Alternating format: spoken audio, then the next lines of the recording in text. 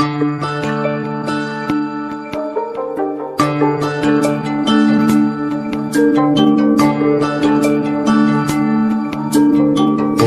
नमस्ते गणपतये त्वमेव प्रत्यक्षं तत्त्वमसि त्वमेव केवलं कर्तासि त्वमेव केवलं धर्तासि त्वमेव केवलं हर्तासि त्वमेव सर्वं खल्विदं ब्रह्मासि त्वं साक्षादात्मासि नित्यं त्रितं वच्मि सत्यं वच्मि अवत्वं मा अववक्तारम् अवश्रोतारम् अवदातारम् अवधातारम् अवानुचानम् अवशिष्यम् अवपश्चातात् अवं पुरस्तात् अवोत्तरात्तात् अवदक्षिणात्तात् अवचोर्ध्वात्तात् अवोदरात्तात् सर्वतो मां पाहि पाहि समन्तात् त्वं वाङ्मयस्त्वं चिन्मयः त्वमानन्दमयस्त्वं ब्रह्ममयः त्वं सच्चिदानन्दाद्वितीयोऽसि त्वं प्रत्यक्षं ब्रह्मासि त्वं ज्ञानमयो विज्ञानमयोऽसि सर्वं जगदिदं त्वत्तो जायते सर्वं जगदिदं त्वत्तस्तिष्ठति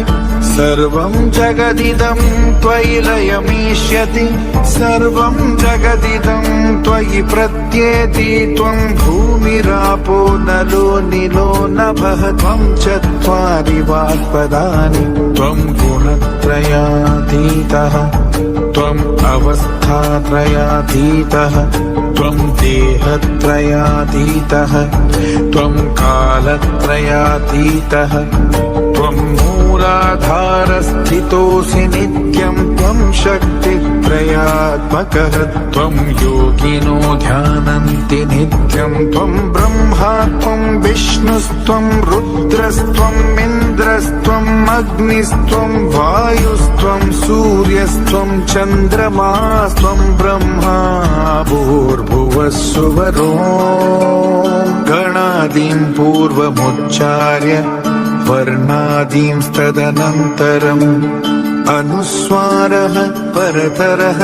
अर्धेन्दुलसितं तारेण रुद्रम् एतत्त्वमनुस्वरूपम् गकारः पूर्वरूपम् अकारो मध्यमरूपम् अनुस्वारश्चान्तयरूपम् बिन्दुर्उत्तररूपम् नादः संधानम् संहिता सन्धिः सैषा गणेशविद्या गणनायक ऋषिः निश्चृद्गायत्री छन्दः गणपतिदेवता ॐ गङ्गणपतये नमः एकदन्ताय विद्महे वक्रतुण्डाय धीमहि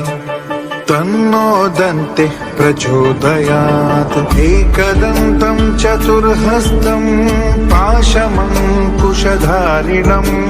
रदं च वरदं हस्तैर्बिभ्राणं मूषकध्वजं रक्तं लम्बोदरं शूर्पकर्णकं रक्तवाससं रक्तगन्धानुलिप्ताङ्गं रक्तपुष्पैः सुपूजितम् भक्तानुकम्पिनं देवं जगत्कारणमच्युतम् आविर्भूतं च सृष्ट्यादौ प्रकृतेः पुरुषात् परम् एवं ध्यायति यो नित्यं स योगी योगिनां वरः नमो व्रातपतये नमो गणपतये नमः प्रमदपतये नमस्तेऽस्तु लम्बोदरायैकदन्ताय विघ्ननाशिने शिवसुताय वर्धमूर्तये नमः ॐ सहनाववतु सहनौ भुनक्तु सह वीर्यं करवावहै तेजस्विनावधीतमस्तु मा विद्विषावहै। ॐ शान्ति शान्ति शान्तिः।